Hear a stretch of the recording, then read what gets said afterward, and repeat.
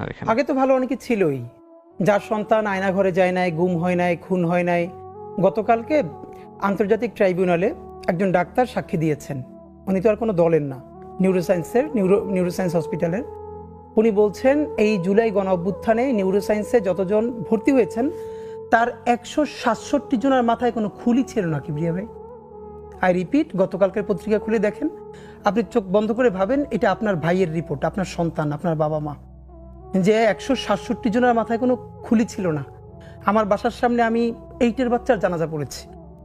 ইলিয়াস আলী ভাই বিএনপির, ওনার লাশটা যখন মানে চিরে মধ্যে পাথর দিয়ে নদীতে ভাসিয়ে দেওয়া হয়েছে, ঠিক তার পরেই হাসিনা ইলিয়াস আলী ভাইয়ের স্ত্রী এবং তার সন্তানকে পাশে বসিয়ে সান্ত্বনা দিচ্ছেন।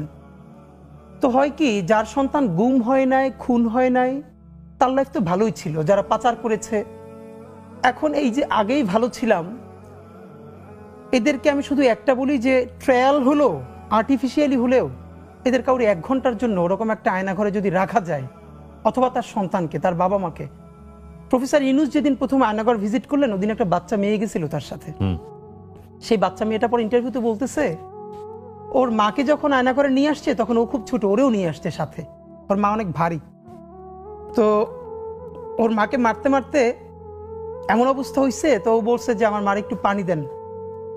এরপরে এমন লাথি মারছে, ওর মা ওর সামনে বাথরুম করে ফেলছে, নড়তে পারতেছে না।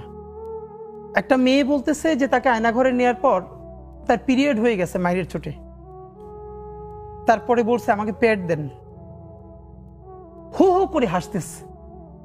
আপনি ভাবেন যে আপনার বোন, আপনার, এবং সব থেকে ভয়াবহ এই যে আলেপ আয়নাঘরের একজনকে ধরেছে, আয়নাঘরে নিয়েছে, তাকে জঙ্গি হিসেবে তার জবানবন্দি নেবে, কিন্তু সে দিচ্ছে না। তাকে জঙ্গি হিসেবে জবানবন্দি নেয়ার জন্য তার স্ত্রীকে ধরে নিচ্ছে তার সামনে। আপনি চক্ষু বন্ধ করে ভাবেন যে তার স্ত্রী তখন রোজাদার স্ত্রীকে সে যাতে স্বীকারোক্তি দেয় যে এখানে জঙ্গিপনা আছে আর সে জঙ্গি কার্যক্রমের সাথে জড়িত। এখন পর্যন্ত বেওয়ারিশ কতগুলো লাশ আমরা শনাক্ত করতে পারি নাই। ঢাকা বিশ্ববিদ্যালয় মসজিদ থেকে নামাজ পড়ে বেরোচ্ছে, টিআরটি ওয়ার্ল্ড একটা ছেলেকে ইন্টারভিউ করবে জুলাইয়ের আহত, তা আমাকে দেখে ওনারা কথা বলতেছে, তখন ছেলেটা শুনতেছে যে আমি এসছি। ও কোরআনের হাফেজ, মনে হয় 21 না 22 বছরের, 2 চোখ চিরতরে হারাই গেছে, আলো ফিরবে না। তো আমার কাঁধে হাত রেখে বললো কি যে হাদি ভাই, আমার সপ্তাহখানেকের জন্য আমার একটা চোখে একটু আলো ফিরিয়ে দেওয়া যায়? আমি বললাম ভাই 1 সপ্তাহের জন্য কেন? বললো ভাই অন্তত আমার মারে আমার খুব একবার দেখতে মন চায়। আমার মা আমার অনেক নিষেধ করছিল অন্তরণে যাইতে, আমি ফিরে আসার সময় মারে দেখি নাই, আমার একটাবার মন চায় আমার মারে দেখি। তো যারা হাজার হাজার কোটি টাকা পাচার করে বিদেশ চলে গেছে,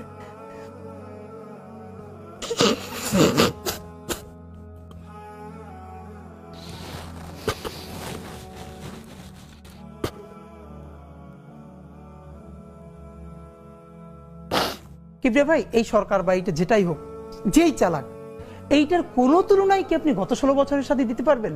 শুধু একটা হাজার হাজার গুমের সাথে একটা গুম শুধু নিজের পরিবারের সাথে রিলেট করেন, এটা আপনার বাবা, আপনার মা, আপনার ভাই বোন, লাশটা ফেরে নদীতে ভাসিয়ে দিয়েছে। এরপর আপনি 2-3 বছর খুঁজেছেন সব জায়গায়, আপনাকে বলাও হয় না সে মরে গেছে। আপনি কিসের সাথে কি মিলাচ্ছেন?